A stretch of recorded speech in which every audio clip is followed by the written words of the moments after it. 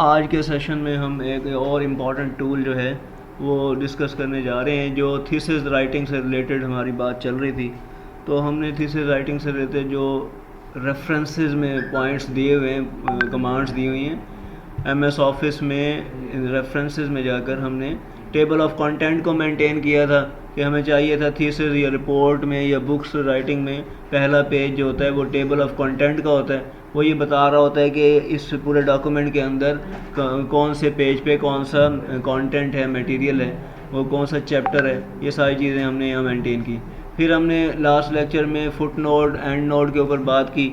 हमने कहा जी foot note and note किस लिए होता है, आप पेज के एंड पे कोई टर्मिनोलॉजी वगैरह, कोई एक्सप्लेनेशन देना चाह रहे होते हैं, कोई नोट देना चाह रहे होते हैं तो फुट नोट का इस्तेमाल करते हैं। और एंड नोट जो होता है वो पूरी डॉक्यूमेंट के आखिर में, अगर आपका डॉक्यूमेंट 10 पेजेस का है तो आखिरी पेज के ऊपर आप कुछ एक्सप्लेनेशन देना चाह रहे होते हैं तो ये उसके हवाले से है। ठीक है, तो फिर हमने बात की थी इंसर्ट साइटेशन की, क्योंकि जब आप कोई आर्टिकल लिख रहे हैं, रिसर्च पेपर लिख रहे हैं, कोई आप थीसिस लिख रहे हैं, ठीक है, तो आपको पास उसे रेफरेंस कोड करना है कि आपने जो मटेरियल कंटेंट लिया है वो किन किन सोर्सेज से लिया है। हो सकता है आपने कोई बुक रीड करके वो मटेरियल लिया है जो आपने यहाँ कोड किया है, या कोई रिसर्च पेपर रीड करके किया है। ठीक है, जो भी आपका रेफरेंस था, सोर्स था डेटा का, वो डेटा का सोर्स जो है वो आपको एक रेफरेंसेस बना करके करने होते हैं। तो ये बहुत सारे स्टाइल हैं, एपीए स्टाइल हैं, और भी बहुत सारे स्टाइल हैं, और उनके शिकारगो स्टाइल, बहुत सारे स्टाइल हैं। हमने कल एपीए लास्ट लेक्चर में एपीए स्टाइल को अपनाते हुए हमने रेफरेंसेस बनाए थे, डिज़ाइन किए थे। तो वो फ्यू लेक्चर जो बैक हैं वो आप ज़रा चेक कर लीजिएगा। आज के सेशन में जिस चीज़ को हम करने जा रहे हैं वो बड़ा इंपॉर्टेंट है, थीसिस राइटिंग में भी और कंटेंट इसमें बुक राइटिंग वगैरह में भी, कि हम दरअसल क्या करने जा रहे हैं, हम एक table of insert table of figures, हम तस्वीरों को ऐड कर रहे हैं डॉक्यूमेंट के अंदर, और तस्वीरों को भी कोई नंबर सीक्वेंस एडजस्ट कर रहे हैं। तस्वीरों को ऐड करने से क्या मुराद है, सबसे पहले हम पिक्चर्स को ऐड कर लेते हैं ताकि हम ये कर सकें। तो इंसर्ट में जाना है आपने, इंसर्ट में जाके पिक्चर्स पे जाना है, और पिक्चर्स में जाके किसी भी फोल्डर पे आपको पिक्चर्स पड़ी होनी चाहिए, वो आपने पिक्चर्स उठानी है। अब मैं एक वेबसाइट का यहाँ रेफरेंस कोड करूँगा, एक वेबसाइट हमने बनाई थी तो उस हवाले से मैं उसको बता रहा हूँ कि ये मेरे पास एक इसका मेन पेज है। ठीक है, उसके बाद फिर एक और पिक्चर उठाते हैं, 2-3 पिक्चर्स हम अपने पास ले लेते हैं इस चीज़ों को। ठीक है, और ये इसको एंटर करते हैं नीचे। ठीक है, अब एक और पिक्चर लेते हैं।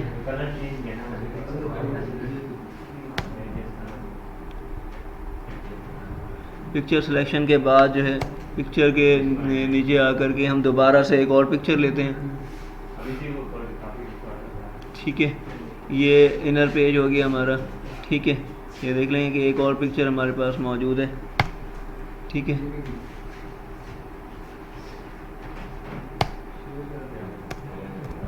अच्छा, इसके बाद एक और पिक्चर ले लेते हैं, कि 3-4 पिक्चर हम ले लेते हैं ताकि हमारे पास इसका पूरा टेबल ऑफ कंटेंट मेंटेन हो जाए। तो ये पिक्चर के आखिर में एंटर करके ना एक और पिक्चर हम इंसर्ट करने जा रहे हैं। तो दोबारा से इंसर्ट पे जाते हैं, इंसर्ट पे जा कर के पिक्चर्स पे जाते हैं, और यहाँ से कुछ और एक और पिक्चर भी ले लेते हैं। तो इस तरह से हमारे डॉक्यूमेंट में ये जो है तकरीबन 3 तस्वीरें आ जाएंगी, ये हमारे पास दी हुई हैं। ठीक है, ये बुक्स के हवाले से वेबसाइट थी एक स्टेशनरी की, तो वो हमने कोड की है, और हम चाह रहे हैं कि इसके कैप्शन दें, इसकी टेबल ऑफ कंटेंट बनाएं, यानी ये तस्वीरें जितनी हैं इनकी कोई प्रॉपर अरेंजमेंट कर लें और इसके ऊपर टैगिंग कर लें हम। तो ये चीज़ हम अगर करना चाह रहे हैं तो इसको कैसे करेंगे, तो सबसे पहले ये है कि मुझे कैप्शन लगाना है।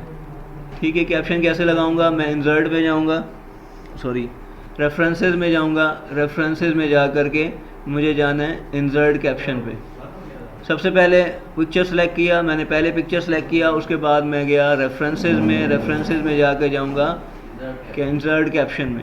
कैप्शन में ये देखें दिया हुआ है कि ये पिक्चर 1 यानी फिगर 1 की बात हो रही है। अगर मैं फिगर 1 कहता हूँ ये मेरा होम पेज है, तो मैं यहाँ लिख देता हूँ होम पेज। ठीक है, कुछ भी मैं मतलब लेबल के तौर पे देना चाहता हूँ तो ये मेरा क्लिक करूँगा, होम पेज आ जाएगा। अब ये देखें जैसे ही मैंने लगाया तो कैप्शन हर पेज के उस पिक्चर के नीचे ये लिखा हुआ आ गया, फिगर 1 होम पेज।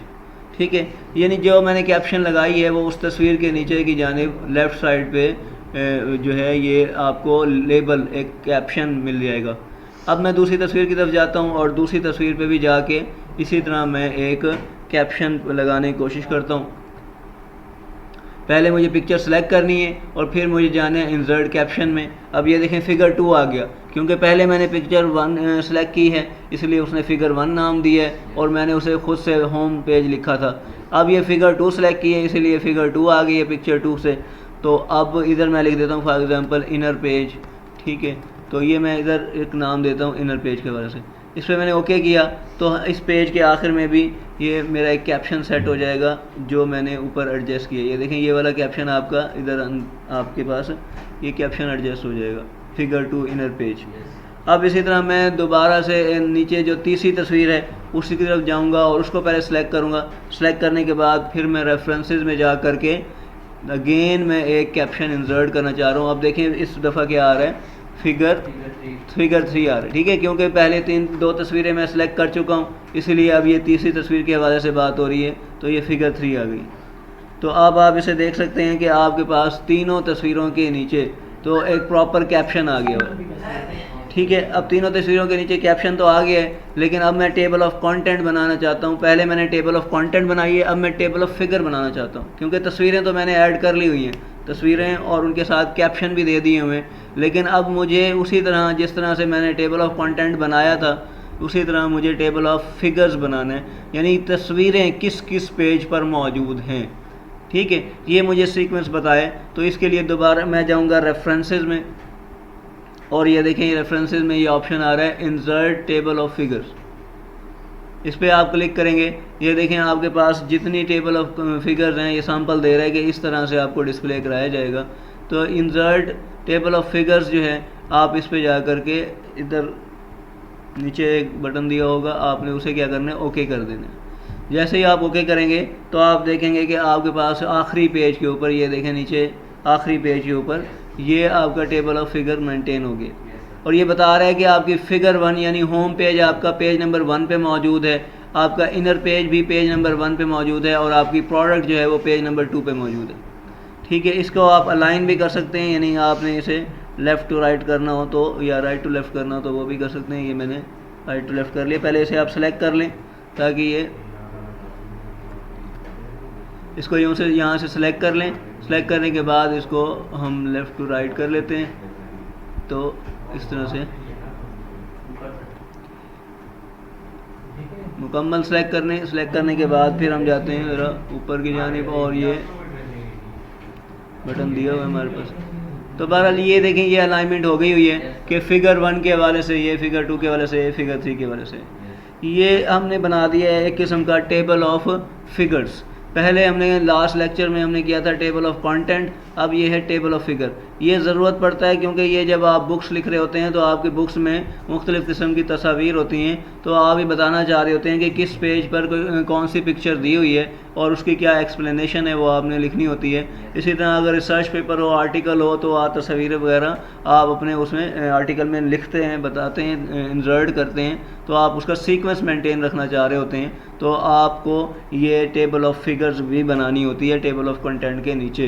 तो इस अंदाज से इसको हम करते हैं। इसमें एक चीज़ जो अभी रहती है वो दरअसल ये है कि इसमें एक क्रॉस रेफरेंस का टॉपिक है, उसको भी देख लेते हैं। लाइक मैंने अगर इधर इसी जगह कुछ मैंने लिख दिया हुआ है कि this is detail topic of home page, ये मैं मतलब एक बात कर रहा हूँ होम पेज से मुतल्लिक। अब किस होम पेज की बात कर रहा हूँ वो मुझे नहीं आइडिया कि मैं किस ऊपर जो दिया हुआ है ना पहला मैं इस होम पेज की बात कर रहा हूँ जो मेरे पास ऊपर पहले पेज पे दिया हुआ है, ये उसकी एक्सप्लेनेशन है। अब मुझे इसका क्रॉस रेफरेंस देना है ताकि जो पढ़ने वाला है वो इस सेंटेंस को पढ़े या इस पैराग्राफ को पढ़े तो उससे आइडिया तो हो गया भाई ये बात हो रही है होम पेज की, लेकिन ये किस होम पेज की यानी किस तस्वीर की बात हो रही है, मैं उसका कोई क्रॉस रेफरेंस दूं।